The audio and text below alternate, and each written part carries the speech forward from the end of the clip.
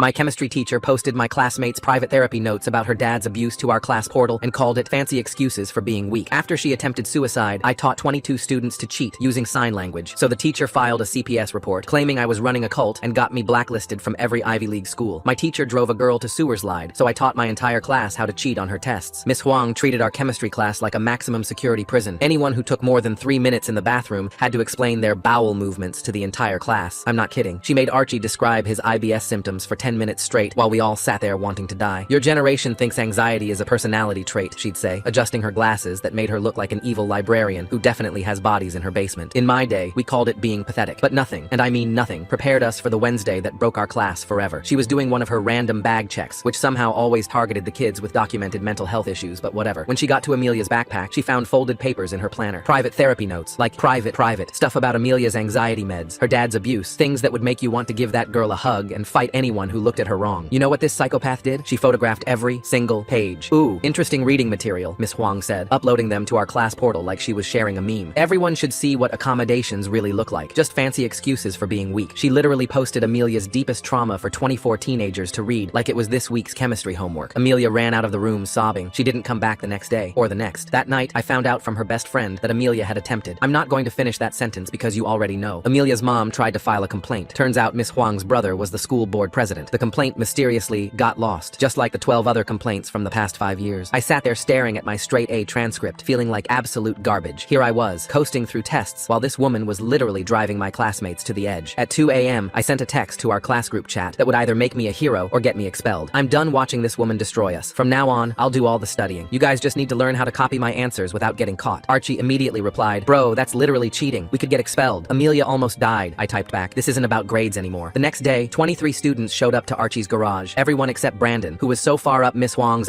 he could tell you what she had for breakfast. Here's the plan, I said, feeling like I was in a heist movie. I'll study everything. Every formula, every concept, every stupid fact she might test us on. You just need to learn sign language. Touching your nose means A, ear is B, chin is C. To her, it'll look like we're just anxious kids fidgeting. We met every night after school. I taught them hand signals that looked like nervous habits. And 2 weeks later, Amelia came back. Quieter, thinner, but breathing. When she walked in and saw the entire class practicing our anxiety movements, she started crying, but like the good kind. We got you, Archie told her, and he meant it. A month later, we had our midterm. Miss Huang went full dictator mode. Clear bags only, assigned seats, hands visible at all times. I've noticed some suspicious behavior, she announced, death staring our group. Today we'll see who actually knows chemistry and who's just pretending. I'd been awake for 72 hours straight. My blood was basically Red Bull at that point, but I knew every possible question she could ask because I'd memorized her last 5 years of tests that former students had uploaded online. The test was designed by Satan himself. Questions jumped around like a crackhead at a rave, but I knew every answer. I started broadcasting through our system. A nose touch here, an ear scratch there. The entire class moved in subtle synchronization like we were in a really boring flash mob. Miss Huang was actually filming us, thinking she was documenting a mass anxiety attack for her research paper. 90 minutes later, I'd transmitted every answer. Even kids who usually got D's turned in their papers with the confidence of someone who just found out their ex got fat. Brandon deliberately failed, writing stuff like, mitochondria is the powerhouse of the cell, for every answer. Monday's results broke Miss Huang's brain. 22 students scored above 90%. The class average went from 61% to 94%. This is impossible, she screamed, pulling up her footage on the projector. Look at these synchronized movements. This is clearly cheating. I raised my hand, trying not to smile. Those are just anxiety coping techniques based on sign language. We can get an interpreter to verify that if you want. Her face went from red to white, faster than when you accidentally like your crush's photo from 2019. Archie stood up slowly, placing his phone on the desk. I've been recording our conversations for 3 years. Every time you gave me test answers. Every time you told me exactly what to study while others failed. The room exploded. Amelia's parents already had a lawyer building a case. Other teachers started coming forward with stories about Miss Huang going back decades. By Wednesday, she was done. I thought we'd won. Life was good. Amelia was getting help. Everyone passed chemistry, and Miss Huang was probably crying into her collection of red pens. Then my parents got a call that made my blood freeze. Child Protective Services. Someone had reported that I was being forced to study excessively and showing signs of abuse. The investigator mentioned they'd received detailed documentation from a concerned teacher about my dangerous sleep deprivation and cult-like influence over other students. I knew exactly who made that call. My parents exchanged terrified glances while I stood frozen in the kitchen doorway. Mom's hands shook as she held the phone, and Dad's face had gone completely pale. The CPS investigator on the other end was already scheduling an immediate home visit. My fingers flew across my phone screen, sending a warning to our class group chat. But as I typed, I noticed Brandon's profile showing active now at the top. The little dots appeared under his name. He was screenshotting everything in real time. My stomach dropped. Of course he was documenting this. Of course Miss Huang had recruited him as her spy. The doorbell rang 20 minutes later, sending our already panicked household into overdrive. Dad rushed to hide my study materials while Mom frantically straightened the living room. But when I opened the door, it wasn't CPS. Archie's mom mom stood there in her power suit, briefcase in hand. Her expression was all business, but her eyes held warmth. "Archie told me everything," she said, stepping inside without waiting for an invitation. "I'm here as your family's legal counsel, pro bono." Relief washed over my parents' faces, but it was short-lived. Another car pulled up outside. The actual CPS investigator had arrived. Mrs. Chen, as Archie's mom introduced herself, immediately took charge. She positioned herself at the dining table with her legal pad out, establishing her presence before the investigator even reached our door. The investigator seemed reasonable at first. She was younger than I expected, with kind eyes and a gentle voice. But then she mentioned the detailed documentation from a mandated reporter about my concerning behaviors, and I knew we were in trouble. She wanted to see my room, my study space, everything. As we walked upstairs, I noticed her eyes lingering on the family photos, the normal teenage mess, the stack of college brochures on my desk. When she asked about the cheating evidence, I faced an impossible choice. Showing her would prove Miss Huang's point about me being a ringleader. Hiding it would make me look guilty. The investigator noticed my hesitation, saw my eyes flick to my phone. I chose transparency. I explained everything, from Amelia's crisis to our desperate solution. The investigator took notes, her expression unreadable. When I finished, she frowned. "The report mentions an organized cheating ring. That language is concerning." My phone buzzed. Brandon had posted an Instagram story of himself studying alone with the caption, "Some of us don't need cults to pass chemistry." In the background of his photo, I could see Miss Huang's distinctive handwriting on practice problems she'd given him. Another text came through from Amelia. Her parents were freaking out about the cult allegations. She was scared they'd pull her from school, from therapy, from everything that was helping her heal. I tried to comfort her via text, while the investigator photographed my study wall. The sign language charts we'd used for our system looked damning out of context. As her camera flash went off, I caught her conflicted expression in the reflection. She knew something wasn't right about this complaint, but she had to follow protocol. Downstairs, more chaos erupted. Miss Huang had posted in the district's teacher Facebook group about a dangerous student influencer corrupting young minds. She didn't name names, but included enough details that everyone would know. My mom's phone started ringing, then Dad's, then the house line. 3 different chemistry students' parents were demanding explanations about cult recruitment. They wanted to know why their kids were suddenly involved in organized cheating. One mother was screaming so loud I could hear her through Dad's phone from across the room. While my parents fielded calls, Dad found something on my laptop that made his face go white. My Reddit post draft about the situation, auto-saved but not posted. Publishing it would violate CPS investigation rules. Why does Miss Huang's brother just happen to be the school board president? That's awfully convenient for someone who's been getting complaints for 5 years. Makes me wonder what else this family has their hands in at this school. It would make everything worse. But it was evidence of my side of the story, time-stamped before Miss Huang's complaint. The investigator continued her questions, while angry parents literally showed up at our door. I found myself trapped between the dining room where she sat with Mom, asking about excessive academic pressure, and the front door where 3 furious parents demanded answers. "Your daughter says my son is in a cult," one father shouted. "My kid went from failing to an A, and now you're telling me it's cheating?" another demanded. Mrs. Chen worked damage control, but the situation was spiraling. The investigator took it all in, making notes about the chaos surrounding the family. By the time she left, promising to be in touch soon, our house felt like a war zone. Mom collapsed on the couch. Dad poured himself coffee with shaking hands, and I realized this was just the beginning. The next morning, Principal Morrison called an emergency assembly about recent events affecting our school community. Walking into that auditorium was like entering hostile territory. Whispers followed me down the aisle. Eyes tracked my every movement. Someone had already started a rumor that I'd brainwashed the entire chemistry class. Amelia's return to school that same day should have been a victory. She was getting help. She was healing. She was brave enough to face the place where everything had fallen apart. But the timing looked suspicious to everyone poisoned by Miss Huang's narrative. I heard whispers about how I'd orchestrated her return for sympathy. How convenient it was that she came back right when the investigation started. The chemistry substitute teacher, Mrs. Rodriguez, was trying her best. But when she found my detailed notes that I'd shared with the class, she jumped to the wrong conclusion. She assumed I was distributing test answers, not study guides. Another report filed, another black mark against me. Even the school counselor, who'd always been supportive, started viewing me differently. Brandon had told her he felt pressured to participate in our study group, that I'd made him feel like an outsider for refusing to cheat. She scheduled a meeting to discuss my concerning savior complex. Then came the leak that changed everything. Someone accidentally forwarded a Huang family group text to the wrong number, and it made its way to me. Miss Huang's brother, still on the school board, was pushing for a full investigation of academic integrity violations. They were going to make an example of me. The stress was getting to me. After a week of CPS interviews, lawyer meetings, and constant damage control, I could barely focus. In chemistry class, I zoned out completely, staring at the periodic table while Mrs. Rodriguez explained electron configurations. To her, to everyone watching, it looked like I didn't care about learning. The girl who'd memorized 5 years of tests couldn't even pay attention to basic chemistry. The real blow came when Archie found me after school, his face twisted with guilt. "My parents," he started, then stopped, started again. "They say they believe you, but they can't risk my college applications. They don't want me associating with you until this is cleared up." Just like that, I lost one of my closest allies. The garage where we'd planned our resistance became off limits. The friend who'd stood up with evidence against Miss Huang was forced to stand down. Lunch became a daily humiliation. Our table emptied one person at a time. Kids who'd gratefully accepted my help now avoided eye contact. I overheard a freshman telling his friend about the one who brainwashes smart kids. My reputation was being rewritten in real time. The psychological warfare escalated when I saw Miss Huang at school pickup, consoling Brandon's mom. She wore her victim mask perfectly, the concerned teacher just trying to protect honest students from a corrupting influence. Brandon's mom ate it up, nodding sympathetically while shooting daggers at my mom's car. Amelia found me that afternoon, her face troubled. "My therapist wants to discuss your influence on my mental health," she said quietly. "She thinks maybe the stress of the cheating scandal is interfering with my recovery." Even the professionals were being turned against me. Miss Huang's poison was spreading through every system meant to protect us. The substitute teacher incident with Brandon became another weapon. When Mrs. Rodriguez finally understood the context of our cheating, when she realized why we'd done it, Brandon was right there to witness my admission of orchestrating cheating. He reported it immediately, adding to the growing file against me. Standing in the empty hallway after school, staring at the spot where our lunch table used to be full of friends, I finally understood what Amelia had felt like. The isolation. The way systems meant to protect could be weaponized to destroy. Miss Huang had found the perfect weapon. She didn't need to touch me, didn't need to violate any rules or risk her teaching license. The system would destroy me for her. The CPS investigation gave her everything she needed to paint me as dangerous, unstable, a bad influence who needed to be removed. And the worst part? I was starting to wonder if she was right. Maybe I had gone too far. Maybe organizing the cheating had been wrong, regardless of why I did it. Maybe I was the villain in this story after all. But then I'd remember Amelia's face when she walked back into class and saw us all ready to protect her. I'd remember the kids who'd been failing, not because they were stupid, but because Miss Huang had terrorized them into mental paralysis. I'd remember why we'd fought back in the first place. The battle was just beginning, and I was already losing ground, but I wasn't giving up. Not when Amelia needed me to be strong. Not when 22 students were counting on me to see this through. Miss Huang thought she'd won by turning the system against me. She didn't realize she'd just taught me how to fight on her level. The library became my first battlefield. Miss Huang had started her private tutoring sessions there, positioning herself at the prime study table near the windows where everyone could see her working with Brandon and 2 other students who'd withdrawn from our group. She made sure to arrive during peak hours, spreading out chemistry materials in an elaborate display of legitimate teaching. I watched from behind the biography section as she guided them through problems, her voice carrying just enough for nearby students to hear her patient explanations. The contrast to our secret study sessions was deliberate. She was the dedicated educator helping struggling students, while I was the dangerous influence corrupting minds. Brandon's performance was Oscar-worthy. He nodded earnestly at her explanations, asked thoughtful questions, and made sure other students saw him improving under her guidance. The 2 girls with him, former members of our study group, kept shooting nervous glances my way before quickly looking down at their papers. My phone vibrated with a screenshot from someone in our original group. Our old group chat messages were circulating on social media, carefully edited. Jokes about overthrowing the chemistry regime and resistance meetings were stripped of context, making us sound like actual revolutionaries planning classroom anarchy. The worst screenshot showed my message after Amelia returned to school. I'd written that her coming back proved we were right about Huang, and that her strength validated everything we did. Out of context, it looked like I'd used her trauma as a trophy, a sick validation of my crusade against authority. I left the library feeling physically ill. Walking home, I passed my little sister's elementary school just as classes let out. She usually ran to meet me at the fence, but today she hung back with her teacher. When she finally approached, her eyes were full of confusion. She asked why kids were saying I was dangerous. Her voice was small, uncertain. She wanted to know if it was true that I made older kids do bad things. The innocence in her question cut deeper than any accusation from the CPS investigator. I knelt down and explained that sometimes helping people looked wrong to those who didn't understand. She nodded, but didn't seem convinced. Her teacher watched from the doorway, and I recognized the protective stance. My reputation was affecting my family in ways I hadn't anticipated. That evening, I discovered our study group's Ring doorbell footage had been subpoenaed. Every arrival and departure from our tutoring sessions was now evidence. The investigator would see students arriving in groups, staying late, leaving together. What looked like community support would be reframed as recruitment and indoctrination. The CPS investigator called to schedule a follow-up meeting. During the conversation, she mentioned my pattern of assuming adult responsibilities inappropriately. She'd been analyzing my behavior, finding concerning trends in how I'd taken charge of my classmates' education. My attempt to protect them was being pathologized. I couldn't sleep that night. At 2 a.m., I checked Brandon's social media and noticed something odd. His login history on our school portal showed activity at 3 a.m. several nights in a row. Digging deeper, I realized he'd been systematically downloading our class materials, including shared study guides and practice problems I'd created. The next morning confirmed my suspicions. Miss Huang was using Brandon's access to gather evidence. Every helpful resource I'd shared, every practice test I'd created, every study guide I'd distributed was being cataloged as evidence of my inappropriate influence over struggling students. Brandon's mom started a Facebook group called Protecting Our Children from Peer Pressure. Her posts about the dangers of student-led study groups and the importance of professional oversight gained traction among worried parents. I'm finding myself really curious about Brandon's sudden transformation here. He goes from being part of the study group to performing this whole show with Miss Huang in the library. Something doesn't quite add up about his complete flip. She shared articles about cult recruitment tactics, drawing parallels to our chemistry study group. The school counselor called me in for a mandatory session. She'd been required to share her notes with CPS, and my previous conversations with her were now under scrutiny. Times I'd expressed anxiety about my classmates' grades, worried about letting them down, felt responsible for their success. All of it painted a picture of someone with an unhealthy need for control. I attempted to gather my own evidence. Following Brandon after school, I tried to record him admitting the truth about Miss Huang's involvement, but he spotted my phone and smirked. He called me cult leader, loud enough for passing students to hear, then walked away laughing. School pickup became a daily battlefield. Parents had to choose sides without saying so explicitly. Some Some parked near my mom's car in silent support. Others clustered around Brandon's mom's SUV, where she held court about the ongoing situation. The division was tearing our community apart. My usual coffee shop study spot became another casualty. The manager pulled me aside one afternoon, explaining that he'd received complaints about me recruiting other students. He asked me not to study there anymore. He looked genuinely sorry, but he had a business to run. The controversy was affecting his bottom line. I started studying in my car, parked in various lots around town. The isolation was suffocating, but at least I could focus without hostile stares or whispered conversations following me everywhere. One afternoon, I noticed something that made my skin crawl. Miss Huang was wearing a cardigan I recognized, one Amelia had left behind during her breakdown. The butterfly patch Amelia had sewn on herself was still visible on the pocket. Miss Huang wore it like a trophy, claiming it was a gift from a troubled student she'd tried to help. Miss Huang reached out through the school counselor, offering to mediate between me and the concerned parents. All I had to do was admit I'd overstepped, acknowledge my inappropriate influence, and accept her guidance moving forward. The counselor presented it as a generous offer from someone I'd wronged. My refusal was immediately twisted. The counselor documented my inability to accept responsibility for influence over vulnerable peers. My unwillingness to admit wrongdoing became evidence of my dangerous mindset. Reviewing the timeline of events, I made a shocking discovery. The CPS report hadn't been filed after Miss Huang's termination as I'd assumed. The timestamp showed Tuesday, during her suspension, before the final decision. She'd been planning this revenge while still technically employed, using her position to add credibility to her claims. Amelia became crucial to my defense. She'd been keeping detailed diary entries about each therapy session on her phone, documenting her recovery process. Those entries could prove the timeline of her struggles and show that our study group had helped, not harmed her. But using them meant exposing her private thoughts again. The irony wasn't lost on me. I'd have to violate her privacy to prove I'd been protecting it. Looking through my history of helping classmates, I realized the pattern looked damning from the outside. I'd organized study groups for multiple subjects, not just chemistry. What I saw as helping struggling friends, investigators saw as a pattern of inappropriate control over peers' academic lives. Mom faced an impossible choice at work. As a school district employee, she was expected to remain neutral in ongoing investigations. Supporting me publicly could cost her job. She supported me at home but had to stay silent at work, limiting my credibility within the school system. Desperate for information, I started using Miss Huang's own tactics. Brandon's younger brother was in my sister's grade. I began walking my sister to school, making small talk with him, learning about his home life. I hated myself for manipulating a child, but I needed to know what Brandon was planning. A chance encounter at the grocery store let me humanize myself to the CPS investigator. I helped her when she dropped her groceries, made normal small talk about the weather. For a moment, she saw me as just a teenager, not a case file. But professional boundaries reasserted themselves quickly. The breakthrough came from an unexpected source. Amelia's cloud backup contained videos she'd taken secretly in class, documenting Miss Huang's behavior for her own protection. She'd been building a case too, planning to report after graduation when she was safe from retaliation. Her divorced father emerged as another complication. Angry about his daughter's exposure to negative influences, he threatened to use the situation in their custody battle. Amelia begged me to help, but I was barely keeping my own life together. Fighting multiple battles meant sacrifices. I missed a crucial student council hearing about my leadership positions because I was meeting with lawyers about the custody implications. The council marked me absent without explanation, further damaging my reputation. The financial strain on my family was becoming critical. Legal fees maxed out my parents' credit cards, while Miss Huang used teachers' union resources. We were fighting a war of attrition, and she had deeper pockets. A confrontation at a local pizza restaurant showed how far the situation had deteriorated. A family was celebrating their young child's birthday when parents from both sides of our conflict arrived. Heated words were exchanged, voices raised. The birthday child started crying. We'd turned an innocent celebration into a battlefield. My tutoring jobs evaporated as parents cited the ongoing investigation. The final insult? Brandon got hired as their replacement. He now tutored the same kids I'd been helping, using my study materials while their parents praised him for stepping up during a difficult time. Banned from every study space in town, I did homework in my car. The overhead light barely worked, and my back ached from hunching over textbooks in the driver's seat. But it was the only place left where no one could accuse me of recruiting or influencing anyone. Grandma called one evening, her voice thick with tears. She asked why I was destroying my future over this woman. She begged me to let it go, graduate quietly, move on. The pain in her voice almost broke my resolve. She didn't understand that letting go meant abandoning everyone still trapped in the system. My investigation into Miss Huang's past had unintended casualties. The substitute teacher, Mrs. Rodriguez, faced questions about her qualifications after I'd pointed out inconsistencies in the school's handling of the situation. Her marriage strained under the pressure. Her own child asked why mommy was crying so much. The weight of collateral damage pressed down on me. Every action I took to defend myself hurt someone else. But stopping meant letting Miss Huang win, letting her continue destroying students year after year. Amelia found me one afternoon, her face drawn with exhaustion. She asked what would happen if everyone would be happier if we just moved on. The question hung between us. I couldn't answer immediately because part of me wondered the same thing. The next day, I made a choice that called part of my soul. Standing in front of the school board, I publicly admitted to organizing the cheating. I explained the context, the reasons, but the admission was what mattered. I'd confessed to academic dishonesty on public record. The confession served its purpose. It maintained credibility about Miss Huang's abuse while taking responsibility for my choices. But it also meant my college applications would forever carry this mark. My dreams of top universities evaporated with those words. Evidence surfaced, showing I'd missed warning signs about Amelia's crisis weeks before her attempt. I'd been so focused on maintaining my grades, on being the perfect student, that I'd failed to see her drowning right in front of me. The guilt was suffocating. Miss Huang's brother filed an emergency motion through the school board, expediting the CPS case review. My lawyer had 48 hours to respond. The timeline was deliberately impossible, designed to overwhelm our already strained resources. Through all of this, I began to understand Miss Huang's perspective. She genuinely believed she was maintaining academic standards. In her mind, I'd corrupted her classroom, turned students against legitimate authority. Her revenge included a twisted need to save other students from my influence. The investigation forced me to betray promises I'd made. To prove widespread abuse, I had to reveal which students had learning disabilities, who was struggling with what, private information they'd trusted me to keep secret. Each revelation felt like another piece of my integrity crumbling. My identity transformed completely. The straight-A student who helped others became the whistleblower who cheated. College recommendation letters that would have praised my academic excellence now had to address my complicated history. Everything I'd worked for was tainted. A breakthrough came through Brandon's girlfriend. Her older siblings had been taught by Miss Huang years ago. She provided emails and documentation showing the pattern went back over a decade, but the victory felt hollow when I saw Miss Huang crying at her brother's house. We'd both lost everything in this war. The CPS investigators' preliminary findings leaned toward concerning influence over peers. Despite all our evidence, the narrative of me as a dangerous influence was winning. The system protected itself, and I was the outsider threatening its stability. Everything came down to Amelia's diary entries. Her willingness to share her most private thoughts, to relive her trauma publicly, would determine whether justice prevailed or Miss Huang's narrative won. Something doesn't add up about that timestamp on the CPS report. Tuesday during her suspension means Miss Huang had this whole revenge plan ready before she even knew if she'd lose her job. The weight of that decision pressed on her shoulders. Brandon's little brother approached me at the park one day. He asked why his brother hated me so much. The innocent question from a child who saw through the adult complications reminded me why this fight mattered. But I couldn't explain the complex web of loyalty, betrayal, and institutional failure to a 7-year-old. Teachers throughout the school were forced to choose sides. The union representative pushed Miss Huang's academic freedom angle, arguing that strict standards weren't abuse. Teachers who'd witnessed her behavior faced pressure to stay silent or risk their own careers. Principal Morrison explained he couldn't intervene in the CPS matter despite knowing the truth. His hands were tied by procedure, by bureaucracy, by the same systems that had protected Miss Huang for years. His apology felt sincere but useless. An alumnus who'd been failed vindictively by Miss Huang reached out. She'd destroyed his sister's academic career too. He provided old emails documenting her pattern of behavior but wouldn't testify publicly. His security clearance job couldn't risk the controversy. The evidence revealed something heartbreaking about Amelia. She'd stayed in Miss Huang's class not just for her own education, but to protect younger students. She'd endured abuse to shield others, documenting everything for a future report she'd planned to file after graduation. Her recovered phone contained the diary entries that could save us. Each entry matched perfectly with documented incidents, creating an undeniable timeline of abuse. But reading them revealed the daily fear and anxiety she'd lived with. The cost of our evidence was written in her pain. I finally accepted the hardest truth. My initial focus on grades, on being the perfect student, had enabled Miss Huang's control. By excelling in her system, I'd legitimized it. My success had come at the cost of classmates who couldn't navigate her abuse as well as I could. The decision to be fully transparent meant sacrificing my carefully crafted college applications. Every school would know about the cheating scandal, the CPS investigation, the complicated truth of standing up against abuse. My future dimmed with each honest disclosure. Miss Huang's sworn statement to CPS contained a provable lie. She claimed she'd reported concerns about me weeks before her suspension, but digital timestamps proved otherwise. Her vendetta had made her sloppy, and we finally had concrete evidence of her deception. I presented the timeline to investigators without gloating. The facts spoke for themselves. Her pattern of revenge, the calculated destruction of my reputation, the manipulation of systems meant to protect students, all documented in her own words and actions. Other parents began questioning Brandon's mother's aggressive involvement. Her social media posts grew increasingly extreme, and moderate parents started distancing themselves from her crusade. The coalition against me showed cracks. As all parties prepared for the final CPS determination hearing, the weight of everything pressed down. Months of fighting, of losing friends, of watching my family suffer, of seeing innocent people hurt by our war. It all led to this moment. The outcome would determine not just my future, but the precedent for how students could fight back against abusive teachers. If Miss Huang won, her methods would be validated. If we prevailed, it might finally mean change for future students. But sitting in my car that night, studying by the dim overhead light, I realized something had already changed. The perfect student who'd started this fight was gone. In her place was someone who understood that doing right came with a cost, that systems protected themselves before students, that justice was messy and painful and incomplete. Tomorrow would bring the hearing. Tonight, I had chemistry homework to finish. The mundane assignment felt surreal after everything, but life continued even in the middle of battles. I picked up my pencil and got to work. Just another teenager doing homework in a parking lot, fighting for the right to protect others even when it cost everything. The evidence arrived at 3 a.m. through an encrypted file from Amelia. Her recovered phone data revealed something that made my hands shake as I scrolled through it. She hadn't just been documenting Miss Huang's abuse for herself. She'd been creating a protective shield for the younger students. Every incident report, every time-stamped entry showed her deliberately drawing Miss Huang's attention away from vulnerable freshmen. One entry from September detailed how she'd purposely asked complex questions during class to prevent Miss Huang from targeting a student with documented learning disabilities. Another showed her volunteering for bag checks when she noticed Miss Huang eyeing a classmate who just returned from a mental health leave. The pattern was undeniable. Amelia had made herself a lightning rod. Her documentation plans went deeper than anyone realized. Folders within folders contained evidence dating back 2 years, meticulously organized by date and severity. She'd planned to compile everything after graduation, submit it to the state education board with a formal complaint. The attempt had derailed those plans, but the evidence remained. Reading through her diary entries felt like violation and vindication wrapped together. Each timestamp matched perfectly with incidents we'd witnessed: Miss Huang's mood swings, targeted humiliations, the systematic destruction of student confidence. But between the documentation were Amelia's personal reflections, raw admissions of daily fear, anxiety medication adjustments, therapy session summaries. The cost of our evidence was written in her deteriorating handwriting, the way her entries grew shorter and more desperate as the semester progressed. By October, she was writing single sentences. Can't eat. Huang knows. By November, Mom doesn't understand. No one sees. The final entry before her attempt was just a date and time. I spent the pre-dawn hours creating a comprehensive timeline, cross-referencing Amelia's entries with my own records, Brandon's leaked screenshots, and the official school documents Mrs. Chen had obtained. The pattern that emerged was damning, but it also revealed my own complicity. My straight-A performance had given Miss Huang a success story to point to whenever complaints arose. While she destroyed struggling students, she could always reference my achievements as proof her methods worked. I'd been her unwitting shield, the model student who validated her abuse by thriving under it. The decision to include this self-incrimination in my evidence packet wasn't easy. Mrs. Chen advised against it, warning it would damage my college prospects even further. But transparency meant accepting my role in the system that had nearly culled Amelia. I added a section acknowledging how my academic success had enabled Miss Huang's continued abuse. That morning, while preparing final documents, I discovered the smoking GN. Miss Huang's sworn CPS statement claimed she'd filed concerns about my dangerous influence 3 weeks before her suspension, but her brother's leaked group text showed them discussing the plan only after her termination. The metadata on her original complaint email confirmed it. She'd lied under oath about the timeline. I compiled everything into a presentation format, organizing evidence chronologically without editorial commentary. The facts would speak louder than any argument I could make. Mrs. Chen reviewed it one final time, her expression growing more confident with each slide. The school parking lot that afternoon resembled a battlefield before engagement. Parents clustered in distinct groups, those supporting me near the east entrance, Brandon's mother's coalition by the main doors, and a growing number of confused, concerned parents in between who just wanted answers. Brandon's mother's behavior had grown increasingly erratic. She'd started a petition to have me expelled, but her social media posts were becoming unhinged. Screenshots of her calling for justice against teen cult leaders and comparing our study group to radical indoctrination were making even her supporters uncomfortable. Other parents began pulling back from her crusade. One mother approached mine in the grocery store, apologizing for signing the petition without understanding the full situation. Another admitted her daughter's grades had improved specifically because of our study group, not despite it. The summons for the final CPS determination hearing arrived via certified mail. All parties were required to attend: me, my parents, Miss Huang, school administration, and any relevant witnesses. The hearing would determine not just the outcome of the investigation, but set precedent for how the district handled similar situations. 3 days before the hearing, Amelia made a decision that changed everything. She walked into the principal's office with her parents and her therapist, carrying printed copies of every diary entry, every piece of documentation she'd collected. She was ready to testify, to share her truth publicly, consequences be damned. Her therapist had helped her prepare a statement that maintained her privacy while revealing the pattern of abuse. She wouldn't have to read her most personal entries aloud, but their existence and correlation to documented incidents would be entered into evidence. The night before the hearing, I couldn't sleep. I reviewed evidence, practiced my statement, checked and rechecked every document. At 4 a.m., I gave up and drove to the empty school parking lot, sitting in the same spot where I'd studied in my car for weeks. The building looked different in the pre-dawn darkness, less like a battlefield, more like just a place where kids were supposed to learn safely. The CPS offices were in a converted office building downtown. Miss Huang's brother leaked group texts that proved she lied to CPS investigators. That's oddly convenient timing for evidence to surface. Makes me wonder who else in their family circle might have been uncomfortable with this whole situation from the start. Walking in that morning, I noticed how the waiting room divided naturally. My family and supporters on one side, Miss Huang and her allies on the other. The investigator called us into a conference room that felt too small for the magnitude of what would unfold. Both Miss Huang and I looked exhausted. Months of this battle had worn us down to sharp edges and hollow eyes. She clutched a folder of her own evidence while I set up my laptop for the presentation. Neither of us made eye contact. The investigator began by presenting her findings chronologically. She'd been thorough, interviewing dozens of students, teachers, and parents. As she spoke, the full scope of the investigation became clear. This wasn't just about me or Miss Huang anymore. It was about systemic failures that had allowed abuse to continue for years. The room shifted when Brandon's mother took her turn to speak. She started strong, talking about protecting children from peer pressure, but as she continued, her story began unraveling. Under gentle questioning from the investigator, she admitted Miss Huang had offered to tutor Brandon for free if she supported the complaint. She'd been promised her son would get into advanced placement chemistry with Miss Huang's recommendation. explanation. The investigator's expression hardened at this revelation. She made notes while Brandon's mother tried to backtrack, claiming she'd misunderstood, that she only wanted what was best for her son. But the damage was done. The complaint's origins were tainted by quid pro quo. When my turn came to present evidence, I focused on facts, not emotions. The timeline spoke for itself. Amelia's diary entries, authenticated by her therapist's session notes, created an undeniable pattern. The investigator compared dates and incidents, her frown deepening with each correlation. Miss Huang's defense crumbled when confronted with her provable lie about the timeline. She tried to claim confusion about dates, stress from her suspension affecting her memory, but the digital evidence was indisputable. She'd filed her complaint as revenge, not from genuine concern. The investigator called for a recess. In the hallway, I saw Miss Huang crying quietly in a corner, while her brother spoke urgently on his phone. Part of me felt sympathy. We'd destroyed each other in this war. But then Amelia walked past, her head held high despite everything, and I remembered why we'd fought. When we reconvened, the investigator's tone had shifted. She spoke about systems failing students, about mandatory reporters weaponizing their positions, about the difference between maintaining standards and creating hostile environments. Her findings were clear. While I had organized cheating, it was in direct response to documented abuse that the system had failed to address. She ordered psychological evaluations for all involved students, not as punishment, but to assess the damage and determine support needs. The investigation found no evidence of cult activity or inappropriate influence beyond the specific context of responding to abuse. However, she noted the seriousness of academic dishonesty and the dangerous precedent of students taking justice into their own hands. The school district would be required to review their complaint procedures, implement better oversight for teachers with multiple complaints, and provide training on appropriate classroom management. Miss Huang's teaching license would face review at the state level. For me, the consequences were mixed. The CPS case would be closed with no finding of abuse or neglect. However, my admission of organizing cheating would remain on my academic record. Colleges would see both the violation and the context, left to make their own judgments. The hearing concluded with recommendations rather than punishments, counseling for all affected students, restoration circles to heal community divisions, and systematic changes to prevent future abuse. It wasn't perfect justice, but it was progress. Outside the building, our divided groups mingled uncertainly. Some parents who'd supported Brandon's mother approached mine with apologies. Others maintained their distance, unable to bridge the gap our conflict had created. The war was over, but the scars remained. That night, our chemistry class group chat came alive for the first time in months. Students shared their relief, their ongoing struggles, their plans for moving forward. We weren't the same kids who'd learned sign language in Archie's garage, but we were bonded by survival. The next months passed in a blur of college applications with complicated explanations, therapy sessions to process everything, and slowly rebuilding trust within our school community. Some bridges couldn't be repaired. Archie and I remained distant. Brandon transferred to private school, and several families left the district entirely. I withdrew my applications to Ivy League schools, knowing my record would make acceptance unlikely. Instead, I focused on state schools with strong education programs. If systems failed students, maybe I could help fix them from the inside. Amelia emerged as an unexpected leader, channeling her experience into advocacy. She started a support group for students dealing with academic anxiety, creating the safe space she'd needed. Watching her transform trauma into purpose reminded me why we'd risked everything. 6 months after the hearing, I received an acceptance letter from the state university. Their education program had reviewed my entire file, the cheating, the context, the evidence of standing up for others. They saw potential in someone who'd chosen protecting classmates over protecting their own future. Miss Huang taught at a private tutoring center across town, under supervision and with regular performance reviews. Word was she'd mellowed, perhaps finally understanding the damage her methods had caused. I chose to believe people could change, even those who'd hurt us. Our chemistry class remained bonded through shared experience. We held monthly dinners, checking in on each other's healing journey. The sign language we'd learned for cheating became our private way of communicating support during tough moments. The peer support network we established grew beyond our class. Students from multiple grades joined, creating a system where academic struggles could be addressed without shame or fear. What started as desperate rebellion evolved into lasting change. I accepted the state school scholarship, understanding that standing up for others meant accepting imperfect outcomes. The Ivy League dreams I'd held were gone, but in their place was something more valuable. The knowledge that I'd chosen integrity over personal advancement when it mattered most. Appreciate you sticking with me while I tried to figure this mess out. Definitely one of those stories that leaves you with more questions than answers. All right, I'm out. Take it easy.